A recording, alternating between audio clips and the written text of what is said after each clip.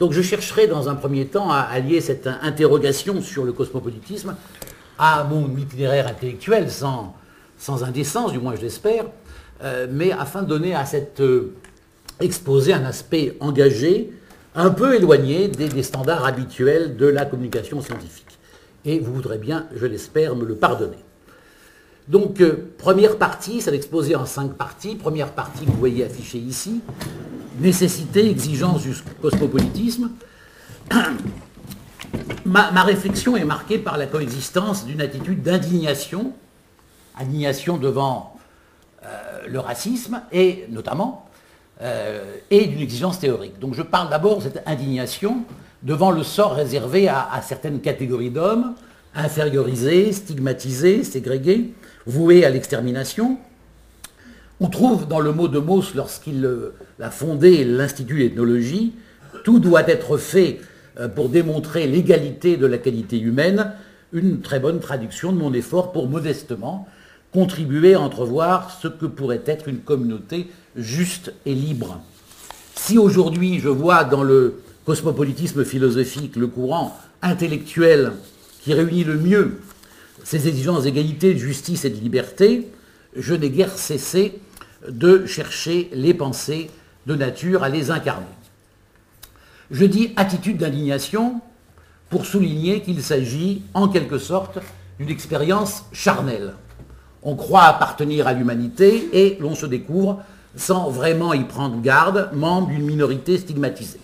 Je voudrais ici évoquer la magnifique description d'Albert Cohen dans « Ô vous, frères humains », sa découverte de l'antisémitisme alors qu'il écoutait un camelot dont il s'était approché avec foi et tendresse en ce jour de ses 10 ans. Et plus encore de son évocation de la fraternité du persécuteur et du persécuté, de leur essentielle humanité. Je cite au Cohen, « Soudain, je le connais tel qu'il est, je suis son frère et son jumeau, et par pitié et tendresse de pitié, je suis lui-même devenu, tandis que je le revois si blond, et revois ses fines moustaches, pauvre fils de pauvre, pauvre, incapable et démuni, qui veut un ennemi responsable de sa vie misérable, et qui croit que sa haine est juste et louable, et sans console. » Cette phrase a joué dès la lecture de ce livre, qui remonte à pas mal de décennies, un rôle assez important dans la maturation de ma pensée à propos du racisme. Cette tendresse de pitié dont parle le Cohen nous rappelle que le fondement ultime du cosmopolitisme est l'humaine fraternité dans la mort, fraternité d'aucune patrie, d'aucune religion, d'aucune identité, fraternité sans lieu, tout simplement, de ceux que ne relie que la tendresse de pitié pour l'infinie solitude et le désœuvrement de qui va mourir, c'est-à-dire pour chacun comme autre soi-même. Voilà une forme d'identification à l'autre qui relève plutôt d'un défi absolu à toute forme d'identité dans l'horizon commun de la mort. C'est cette fraternité-là, celle dont parle également Claude Nougaro dans sa magnifique chanson sur Armstrong. Armstrong, un jour, tôt ou tard, je ne sais plus où on en est, on n'est que des os, est-ce que les tiens seront noirs? Ce serait rigolo, au-delà nos oripeaux, noirs et blancs sont ressemblants comme deux gouttes d'eau. C'est donc à cette fraternité-là qu'il nous faudra penser quand il conviendra de se demander combien pèsent d'autres affiliations. Voilà pour l'indignation. Je passe à l'exigence théorique dont les fondements se situent dans le stoïcisme, qui n'est pas la seule voie de cosmopolitisme antique, mais c'est celle que je privilégie tout au long de cet exposé, qui traduit d'ailleurs cette exigence théorique assez bien par le solidarisme auquel j'ai consacré il y a une dizaine d'années un peu de mon temps. Ce courant de pensée est à certains égards une figure du cosmopolitisme, et tout particulièrement de son incarnation stoïcienne, dont il épouse la vocation universaliste pour convaincre du bien fondé d'un ordre mondial mutualiste. Les hommes sont décrits comme liés les uns aux autres par des devoirs stricts et non plus seulement par des relations de bonté ou de charité. Il nous faut rendre à la collectivité l'équivalent de ce que nous avons reçu d'elle. Autrement dit, nous naissons avec une dette sociale dont il appartient à la société de régler la valeur et le mode d'acquittement. Cette dette, à la fois explicative de la sociabilité et fondatrice de la solidarité, s'inspire clairement de l'appropriation stoïcienne. Alors, tu me corriges si je prononce mal en grec, l'oikiosis, c'est correct? Oikiosis, oui. Laquelle explique nos élans naturels à préserver notre vie et à ressentir de l'affection pour nos proches. Plus généralement, cette notion doit être comprise comme un réseau de liens de bienveillance entre nous et le monde, réseau dont le premier cercle se situe autour de nous en tant que personne pour aller jusqu'au genre humain. C'est ainsi que le stoïcien, nous y reviendrons, se conçoit comme citoyen du monde.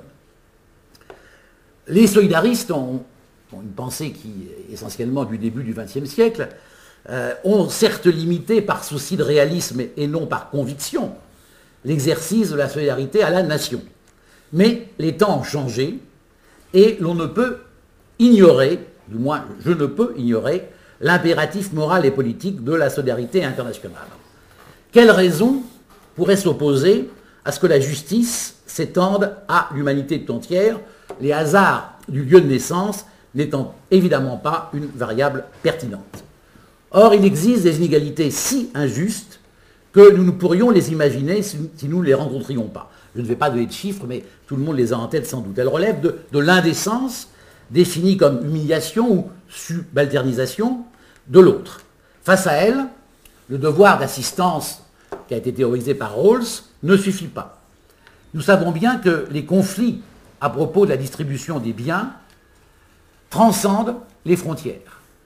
Il s'agit dès lors de découvrir les circonstances, essentiellement l'augmentation du volume des transactions commerciales et l'existence d'institutions qui influencent la distribution des richesses, OMC, FMI, Banque mondiale, etc., qui rendent nécessaire une justice distributive globale.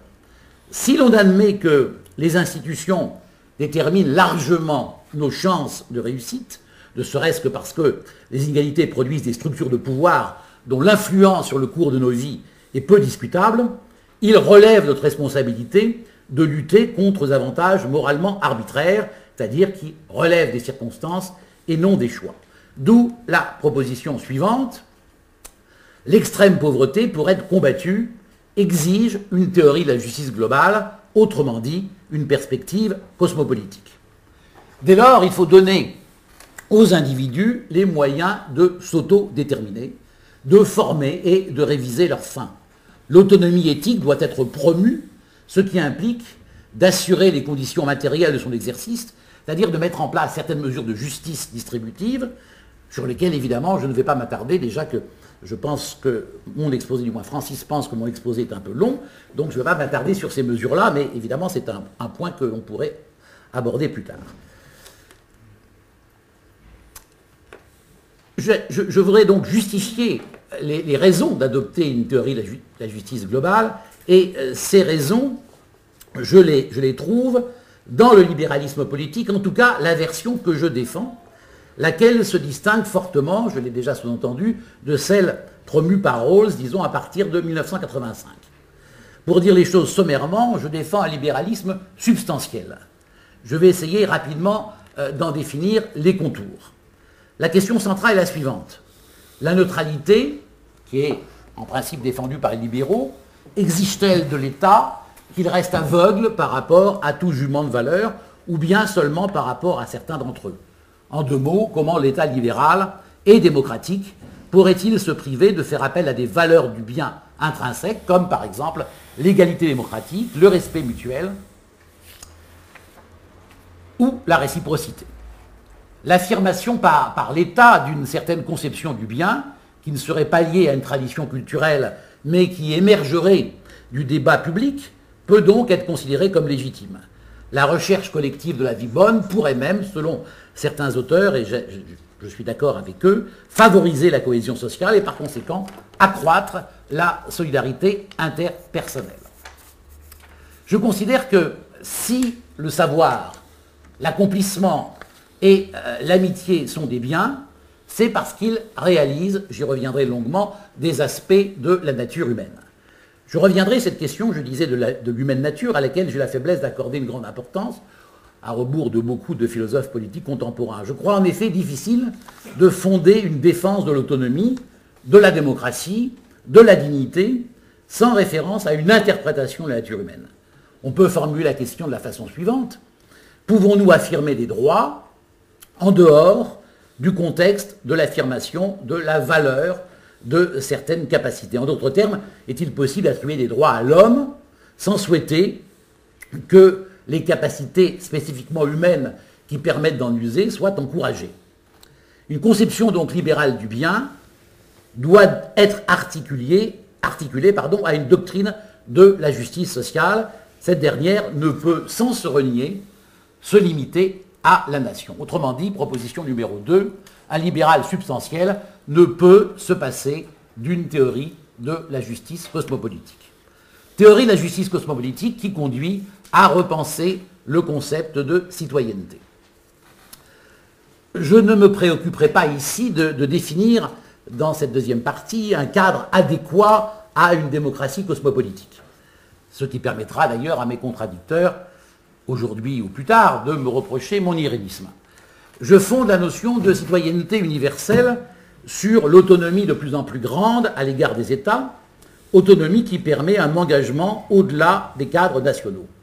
On définit la société civile mondiale, même si le terme de société civile est un terme ambigu, on le sait bien aujourd'hui, plus qu'il y a quelques jours encore, comme cet ensemble d'acteurs, associations ou organisations qui agissent effectivement à l'échelle de la planète et donnent accès en quelque sorte à un cosmopolitisme pratique. On peut, dans la filiation stoïcienne, penser la citoyenneté universelle comme ayant plus une vocation critique qu'institutionnelle. Dans cet esprit, la citoyenneté native est un événement purement conjoncturel. Par conséquent, un point de vue cosmopolitique autorise à considérer les différences entre les nations, les peuples, les civilisations, non pas comme des différences entre des mondes propres, mais comme des expressions de la diversité des hommes habitant d'un même monde. Nous sommes évidemment ici à l'opposé du communautariste qui pense sa communauté comme un genre ultime, c'est-à-dire potentiellement comme un principe d'exclusion. Une notion forgée par Hannah Arendt dans le contexte de l'analyse du totalitarisme, peut aider à penser la fonction critique de la citoyenneté universelle. Cette notion, c'est le droit d'avoir des droits, notion qui a été empruntée à Fichte. Si les droits de l'homme relèvent bien d'une citoyenneté, ce n'est pas celle de l'État-nation, mais celle d'un statut politique en construction, indépendant des frontières. Pour permettre la pleine effectivité des droits de l'homme, que garantit l'article 28 de la Déclaration universelle, il est donc nécessaire de les ancrer dans la lutte contre les inégalités d'accès à leur exercice. En d'autres termes, il ne saurait y avoir contradiction entre l'homme et le citoyen. Jamais un droit concernant la citoyenneté ne peut contredire quelque droit de l'homme que ce soit. D'où la troisième proposition, le cosmopolitisme reconnaît aux citoyens des droits liés à son appartenance au monde. Évoquer le droit d'avoir des droits revient-il à rendre Arendt implicitement solidaire du cosmopolitisme? Je voudrais dire deux mots à ce sujet parce qu'il devrait éclairer la position que je prendrai dans la quatrième partie de l'exposé consacrée justement très précisément au lien entre cosmopolitisme et nature humaine. On sait que le nom d'Arendt est très souvent invoqué en faveur de la défense d'une vision nationale du droit et au-delà de la condamnation de tout projet cosmopolitique. L'effectivité juridique des droits de l'homme supposerait l'horizon de l'État-nation, puisqu'il n'existerait aucun droit que les hommes en tant que tels pourraient reconnaître universellement. Il faudrait, pour obtenir une protection juridique, être membre d'une communauté politique, c'est-à-dire être déjà sujet de droit. Le statut d'homme ne pourrait à lui seul conférer le droit d'avoir des droits. Il y aurait une distinction centrale entre le citoyen et l'étranger. Tout ce qui vient d'être dit invalide-t-il vraiment une interprétation dans un sens favorable au cosmopolitisme de la pensée d'Arendt? Pas tout à fait, mais tout de même oui, nous le verrons dans un instant, pas tout à fait, car en interrogeant le lien entre droit de l'homme et droit du citoyen, elle insiste sur le fait que les réfugiés, autrement dit des êtres sans refuge, rendus potentiellement à un statut de corps sans droit, sont exposés à toutes les violences. En effet, ce qu'elle nomme dans les origines du totalitarisme, l'anéantissement de la personne juridique, c'est-à-dire au fond l'abolition des droits légaux de groupes humains entiers, cet anéantissement désigne le comportement des États-nations européens à l'égard de leurs minorités au lendemain de la Première Guerre mondiale. Ce sont ces États européens qui ont créé ces sans-droits en ne leur assurant pas la protection nécessaire. Dès lors, le premier droit de l'homme est à ses yeux l'appartenance à une communauté politique, et Arendt nous autoriserait à voir le droit cosmopolitique comme un droit originel sans lequel aucune prétention juridique ne serait pensable. Beaucoup de ceux qui sont très engagés dans le cosmopolitisme, effectivement, soutiennent cette interprétation, notamment Étienne Tassin, pour lesquels j'ai la plus grande admiration. Il semble dire que la pensée d'Arendt est parfaitement compatible avec le cosmopolitisme. Néanmoins, on comprend que pour Arendt, les droits ne sont pas des propriétés ou des qualités que les individus possèdent chacun pour son propre compte. Ce sont des qualités que les individus se confèrent les uns aux autres. Sa critique ne porte donc pas sur un simple écart entre la norme, les droits de l'homme, et les faits, le désintérêt des États-nations pour ces sans-droits. Elle considère dès lors la perte des droits nationaux comme identique à la perte des droits humains. Cette thèse d'une perte possible des droits de l'homme n'est pas acceptable pour qui les pense, comme c'est mon cas, comme la propriété inaliénable des sujets. Pour Arendt et plus largement pour le républicanisme civique, les droits de l'homme ne sont plus les fondements mais les produits de la politique. Si bien entendu l'application des droits exige des politiques actives, c'est dissoudre l'idée même de droits de l'homme que de les lier à l'exercice de la citoyenneté. L'humanité de l'homme ne se situe pas dans une vie active, elle est donnée. J'y reviendrai, je l'ai déjà dit. Le cosmopolitisme que je défends concerne donc des revendications qui sont en excès par rapport aux droits formels garantis par la seule nationalité. Il peut donc être perçu comme une exigence de citoyenneté renforcée. C'est en tant que travailleurs, défenseurs des droits de l'homme, écologistes, etc., que milient des individus organisés dans la société civile. Et en formulant des exigences juridiques indépendantes de leur appartenance nationale, ils se déclarent citoyens du monde. Il n'est pas excessif de dire que le droit à être étranger doit être perçu comme un droit de l'homme. Le citoyen du monde, c'est d'abord étranger, c'est-à-dire chacun de nous, car comme tu l'écris Francis dans ton beau livre sur la musique, nous naissons comme étrangers les uns aux autres dans ce monde où nous devons bien vivre ensemble et exister séparément. La citoyenneté universelle justifie dès lors la prétention à entrer dans des relations juridiques avec les autres, d'où ma quatrième proposition. Le cosmopolitisme doit être compris comme un principe de désappropriation par rapport aux communautés effectives. Le renouvellement donc, du concept de citoyenneté auquel je viens de procéder sommairement aboutit à relativiser nos propres allégeances, à être en mesure de mettre entre parenthèses les mondes particuliers dans lesquels nous évoluons. On a pourtant souvent prétendu que la citoyenneté universelle justifiait la constitution d'un nouvel empire. C'est là l'une des critiques les plus fortes adressées au cosmopolitisme, dont s'est fait l'écho, enfin qui a été conduite essentiellement par Carl Schmitt, mais c'est un point que je réserverai éventuellement parce que je sens que je n'arriverai pas à tenir le temps imparti. Donc il faut que je saute quelques passages sur l'affinité historique avec l'impérialisme et la réfutation que j'en fais en m'inspirant des travaux d'ailleurs de Michael Fussell.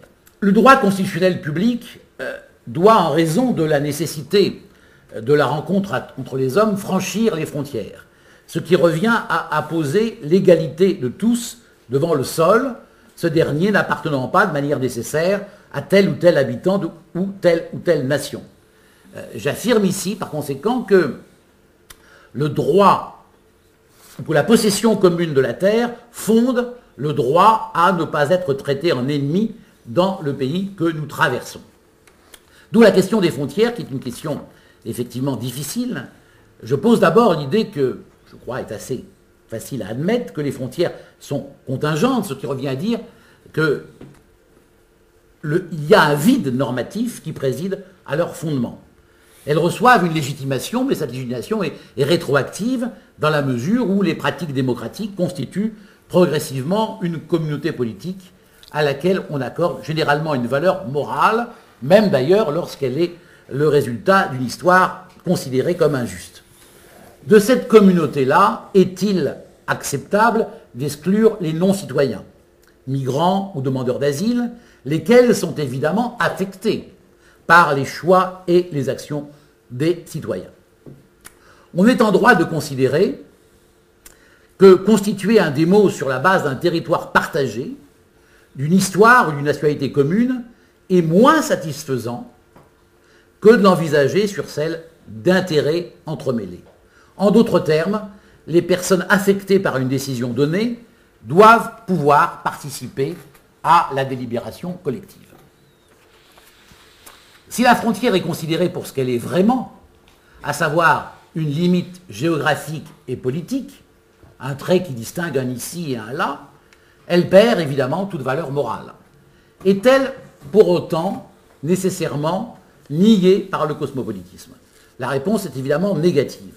Je me contente de dire qu'elle est dépourvue de privilèges ontologiques, ce qui signifie qu'elle n'est pas un marqueur pertinent par nature sur toutes les questions politiques. Cette relativisation de l'importance des frontières ne suppose pas que la compétence de l'État soit amenée à disparaître tout simplement parce que l'existence de nouveaux espaces de délibération ne conduit pas à la disparition des espaces antérieurs.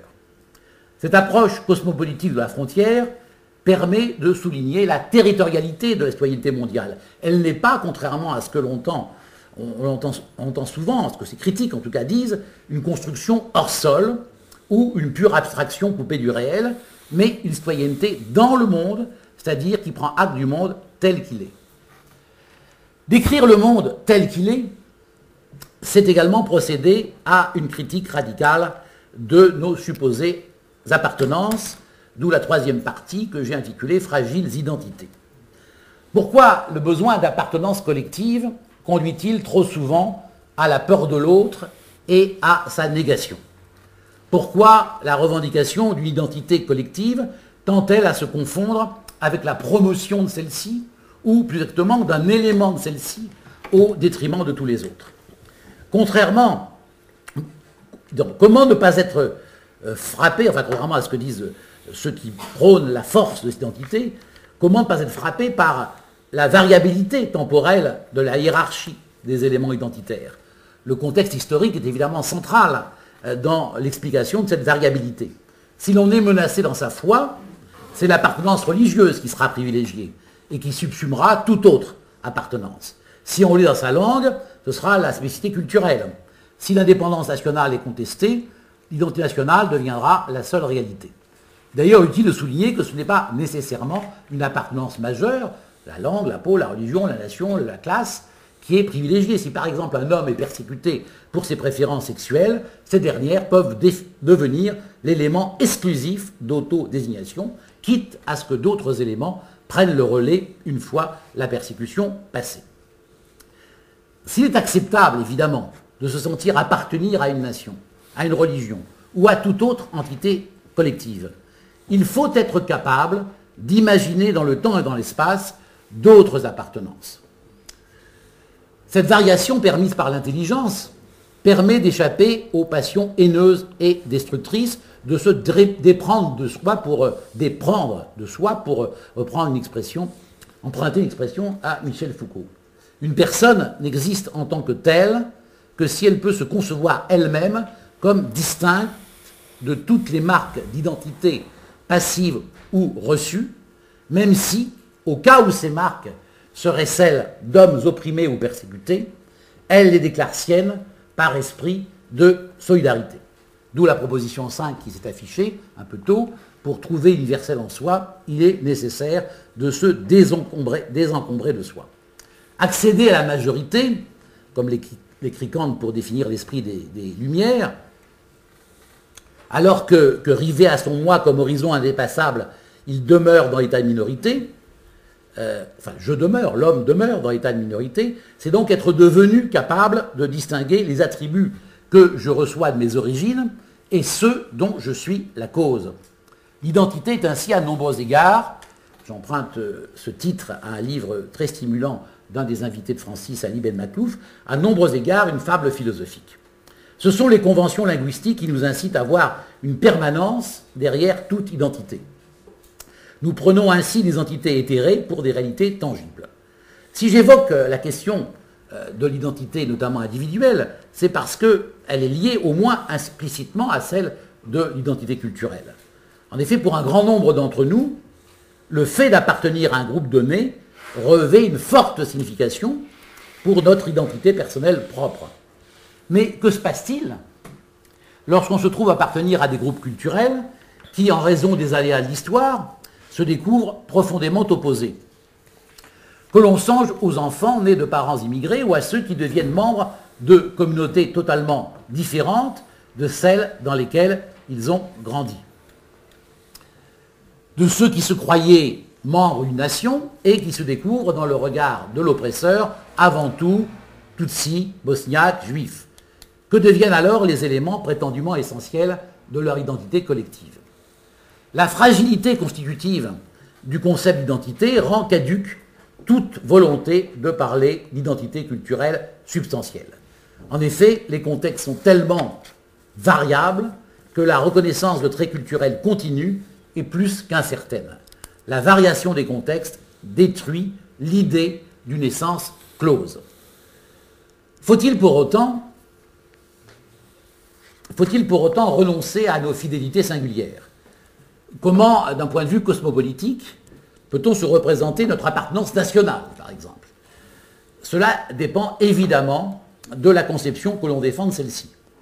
Si l'on adhère à une conception civique, c'est-à-dire si on prend la nation comme une œuvre faite et à poursuivre, et non comme un lieu ou un terroir, il n'existe aucun obstacle à adopter un point de vue cosmopolitique sur la nation, autrement dit un point de vue par lequel nous représentons la diversité des nations ou des cultures comme autant de points de vue possibles sur un même monde. Être cosmopolite n'implique aucunement de renoncer à la diversité humaine. On peut, et me semble-t-il on doit, reconnaître la double nécessité de fidélité à des appartenances singulières et d'adhésion à l'universalisme moral. Alors, les fidélités nationales ne constituent pas un obstacle à la citoyenneté mondiale, mais au contraire une ressource. Nous devons seulement admettre que nous habitons le monde plus fondamentalement que nous n'habitons un pays. Pour parvenir à cet état d'esprit, il convient de suspendre le sentiment d'appartenance que nous éprouvons sans y penser envers notre nation d'origine. L'esprit est donc invité à mettre entre parenthèses nos intérêts pratiques, mais aussi nos valeurs, et à considérer, avant que l'histoire fasse de chacun de nous un Français ou même un citoyen, que la raison nous fait homme. On acceptera donc, je crois, qu'être citoyen du monde consiste seulement à ne plus sentir attaché à un lieu en particulier, selon la belle expression d'Achille Mbembe, mais d'adopter une éthique du passant. Si l'on reste évidemment toujours dans un lieu originaire de quelque part, notre intelligence nous permet d'irréaliser ces données, c'est-à-dire de ne plus les tenir comme des évidences. Que serait la liberté si l'on ne pouvait vraiment pas rompre avec cet accident qu'est le fait d'être né quelque part? Nous devons par conséquent nous représenter notre appartenance comme l'une des appartenances possibles. Oui, tout le monde pense à Brassens. Notre destin comme l'un des destins possibles et non pas comme ce destin qui est nécessairement le mien. Mon existence ou mon passage sur Terre est le produit d'une infinité de hasards, comme le disait Pascal, et cela seul me donne l'idée, vertigineuse d'ailleurs, de la contingence absolue de mon être. Si donc mon existence n'est pas nécessaire, si je conçois fort bien la possibilité de n'avoir pas été, ou qu'à ma place, un autre que moi aurait pu être, je conçois aussi que la place que j'occupe dans le monde pourrait l'être par un autre et réciproquement. Aussi, la détermination des individus comme partie d'un tout, dans lequel seuls ils ont une réalité substantielle, peuple, nation, ethnie, communauté en général, et ce qui s'oppose ontologiquement à une compréhension de la relation de l'un à l'autre. D'où la proposition numéro 6, nous accordons la priorité à la raison par opposition à ceux qui considèrent, dans une filiation marxiste ou durkheimienne, que l'individu doit son être à la société. Si en effet la société, la nation, etc., précèdent les individus qui ne deviennent tels que par leur appartenance à ces grands tout, il n'y a plus vraiment de place pour un dehors. On ne voit pas alors comment le monde pourrait avoir une autre signification que géographique et factuelle. Je voudrais aborder maintenant un point délicat et qui est la charpente de l'exposé à beaucoup d'égards. Je ne peux pas faire l'économie de ce point, je ne peux pas faire l'économie, d'autres la feraient, mais je ne peux pas la faire moralement. Il me semble que si je veux aller jusqu'au bout de la thèse que je défends, j'ai besoin de passer par ce grand cadre, cosmopolitisme et nature humaine, et ce lien que j'établis entre anthropologie et politique. De la même façon que le combat antiraciste est une posture morale, dont la validité n'est pas suspendue à la question de l'éventuelle pertinence de la notion de race appliquée à l'espèce humaine, le cosmopolitisme serait désirable, même si les hommes n'étaient pas essentiellement semblables. Sa force émancipatrice n'est pas assujettie au caractère heuristique de la notion de nature humaine. Pourtant, je crois nécessaire de faire de notre commune nature à la fois une limite et un horizon à notre réflexion politique, autrement dit d'établir, comme c'est écrit devant vous, un lien fort entre anthropologie et politique. Mais avant de dire comment je l'envisage, je souhaiterais décrire comment, dans mon histoire intellectuelle, cette problématique s'est posée. Dans sa logique, Kant considère que les questions que puis-je savoir, que dois-je faire, que puis-je espérer, se ramènent à la question anthropologique. Qu'est-ce que l'homme? Cette dernière question est véritablement la question constituante du kantisme. Et le cosmopolitisme du philosophe allemand en est une pièce tout à fait essentielle. Dans les années 1970, elle ne s'opposait guère. Nous vivions alors une époque de triomphe du paradigme structuraliste selon lequel l'homme n'a pas d'essence. La rareté de la réflexion autour de la thématique de l'unité de l'homme avait rendu d'autant plus importante la rencontre de chercheurs de toutes disciplines à Royaumont en septembre 1972, dont le point commun fut de se demander, pour paraphraser le titre d'un livre de Chomsky, quelle sorte de créature sommes-nous? C'est dans ce livre, dans le livre issu de cette rencontre, paru en 1974, que l'on pouvait lire sous la plume de Dan Sperber, un autre invité de Francis, les lignes suivantes, les premières de son texte: si l'anthropologie est l'étude de la spécificité générique de l'homme, il faut bien admettre que les anthropologues sont des gens bizarres. Ils ont en effet consacré un demi-siècle à tenter de montrer que leur discipline n'avait pas d'objet. Au-delà de ce constat paradoxal, que nous apprend Sperber? D'abord que la littérature ethnographique ne dégage pas l'image d'une variabilité indéfinie, mais plutôt celle de variations extrêmement élaborées à l'intérieur d'un éventail qui semble restreint. C'est un point très important sur lequel je reviendrai dans un instant. L'explication de la variabilité culturelle implique donc nécessairement la recherche de schèmes mentaux universels. Des études qu'on a conduites sur le vocabulaire des couleurs, les terminologies de parenté ou les systèmes phonologiques, pour citer que les plus importantes, ont fourni à cette entreprise de nombreux matériaux. Ce que nous apprend ensuite Sperber, c'est que les explications fournies par les relativistes sont profondément insatisfaisantes.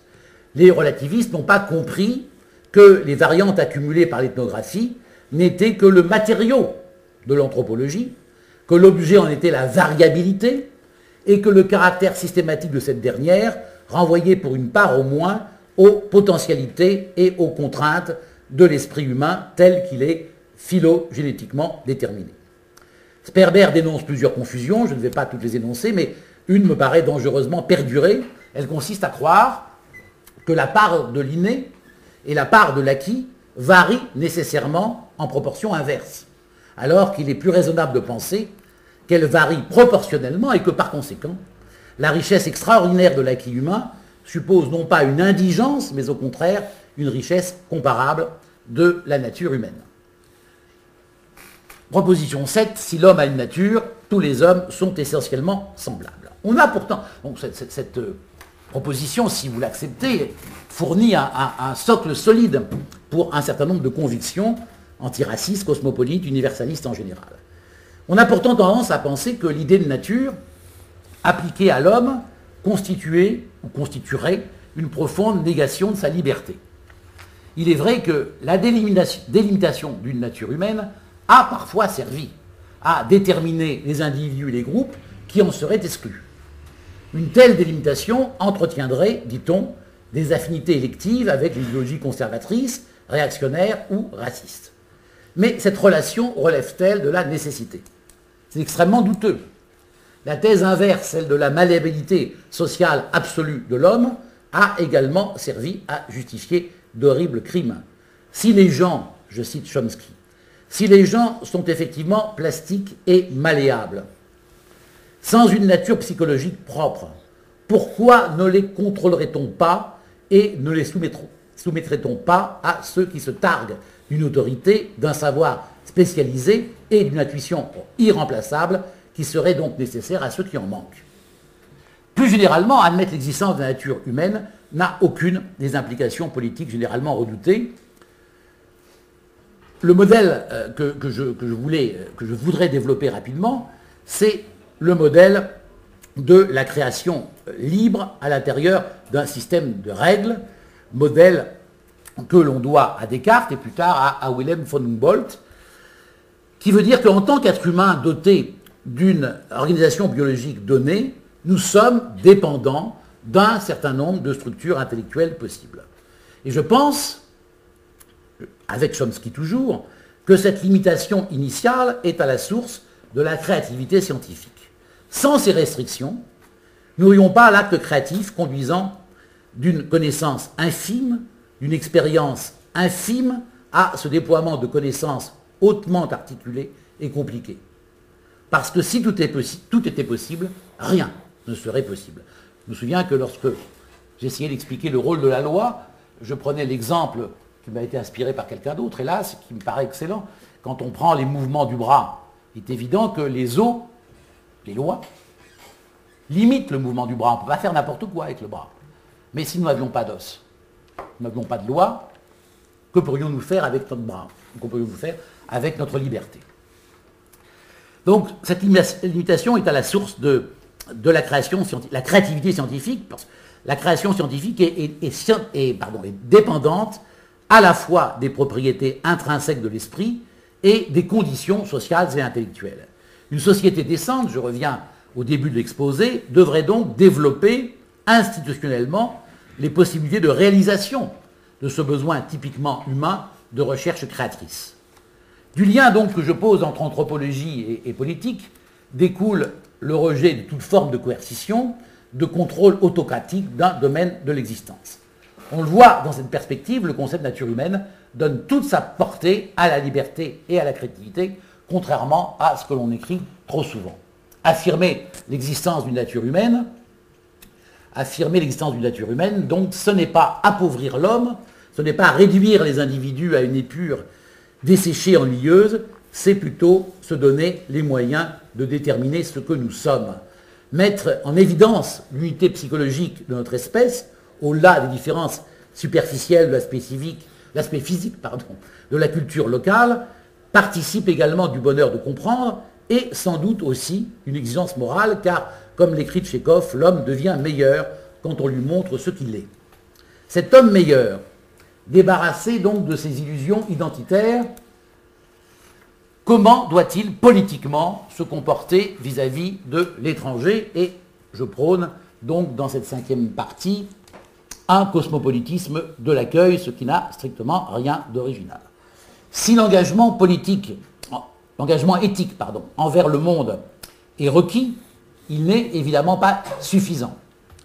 Il en est de même de la voie juridique, malgré d'incontestables avancées, notamment sur le plan judiciaire. Je proposerai donc, dans l'affiliation notamment d'Étienne Tassin, un cosmopolitisme proprement politique, lequel ne peut se construire dans l'ignorance de la conflictualité inhérente aux rapports sociaux. Il s'agit donc de considérer ce que requiert un cosmopolitisme d'accueil au sein duquel la figure de l'étranger est centrale. Repenser la communauté du point de vue de l'accueil, cela signifie que le sens le plus aigu du politique s'éprouve dans la capacité de faire monde commun avec leurs étrangers et leur monde, alors que les uns et les autres se rencontrent le plus souvent sur un mode conflictuel. Toute cosmopolitique effective est de fait une xénopolitique, en ce qu'un monde ne peut s'avérer finalement commun que s'il advient en partage de celles et ceux qui n'ont au départ rien en commun, bref, entre étrangers. J'attire l'attention sur le fait que l'on ne peut créer du commun précisément qu'entre étrangers, précisément entre ceux qui n'ont au départ rien de commun. C'est l'enjeu de la politique que d'assembler ceux que rien ne prédispose à se lier. Je crois ici nécessaire de préciser, car l'on reproche souvent aux partisans du cosmopolitisme de défendre un universalisme abstrait, qu'un cosmopolitisme authentique, enraciné, pour reprendre le mot d'Anthony Appia, doit partir des particularismes concrets. Le point de vue contraire d'éradication des différences, ou d'universalisation neutralisante, qui est celui du républicanisme français très largement, revient à supprimer l'étrangeté de l'étranger. Il a besoin, pour se réaliser, ce point de vue, évidemment, le point de vue que j'attribue au républicanisme français, mais qui n'est pas limité, évidemment, au républicanisme français, il a besoin d'institutions transnationales, et ce n'est pas, je l'ai dit, la voie que je propose. Je ne dis pas que cette voie n'est pas praticable, mais elle est extrêmement escarpée. Avec certains auteurs, je pense qu'il nous faut partir pour élaborer un cosmopolitisme politique consistant de la situation aujourd'hui créée par le phénomène migratoire. C'est le sort réservé aux migrants qui doit avant tout être considéré. D'autant que, comme l'écrit dans un livre tout récent qui s'appelle Frères migrants, l'écrivain Patrick Chamoiseau, Homo sapiens est aussi et surtout un homo migrator. Nommant mondialité l'appel à franchir les frontières, en l'opposant à mondialisation, vous l'avez compris, Chamoiseau écrit dans une langue magnifique ce que j'essaie avec d'autres moyens d'exprimer.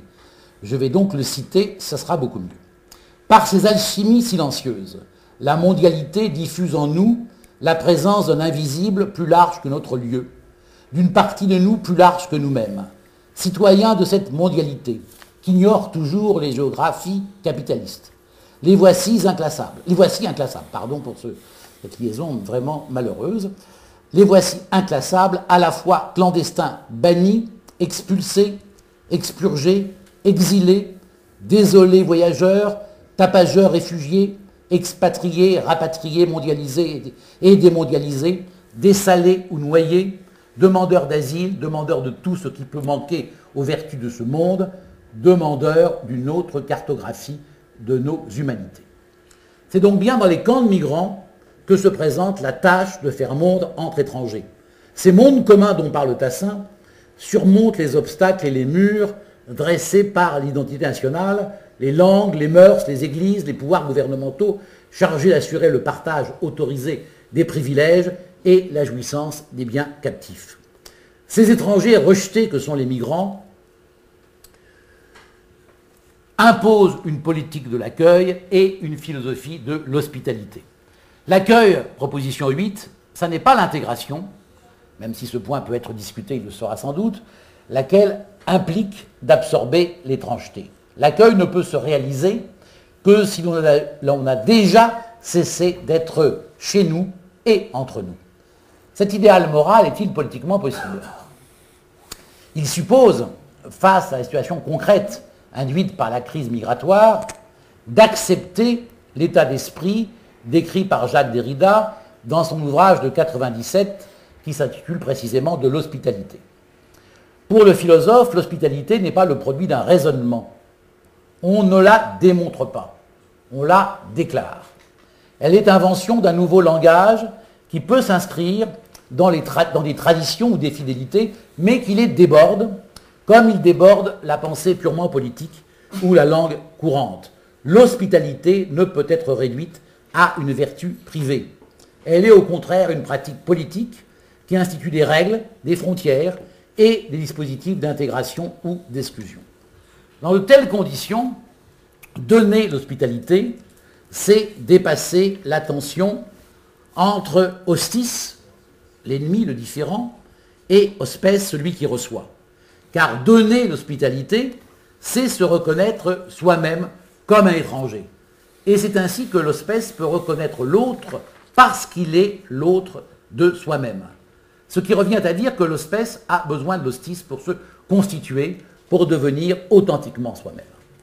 Derrida établit un éclairant parallèle entre ce don de l'hospitalité et celui de l'amitié, l'ami étant le différent, celui qui ne peut être absorbé ni réduit, et qui, dans sa différence, nous aide à être ce que nous sommes. Ce point de vue est fortement distinct de celui qui subordonnerait l'hospitalité à l'enracinement identitaire de l'hôte, accueillant, si vous voulez, un point de vue à la morasse que certains auteurs non maurassiens pourtant de formation ont pu reprendre assez récemment. Cette subordination avait été magnifiquement dénoncée par Paul Ricoeur dans « Étranger moi-même ». Je le cite, « Je voudrais donner à ma contribution la forme d'un parcours, d'un itinéraire. Je partirai de la certitude d'être bien chez moi dans l'ignorance de l'étranger. Traversant ensuite le moment d'ébranlement lié au sentiment intime d'étrangeté, je terminerai par la redécouverte du devoir et aussi du droit de l'hospitalité. » L'hospitalité est donc une partie, à mes yeux en tout cas, du patrimoine moral de l'humanité.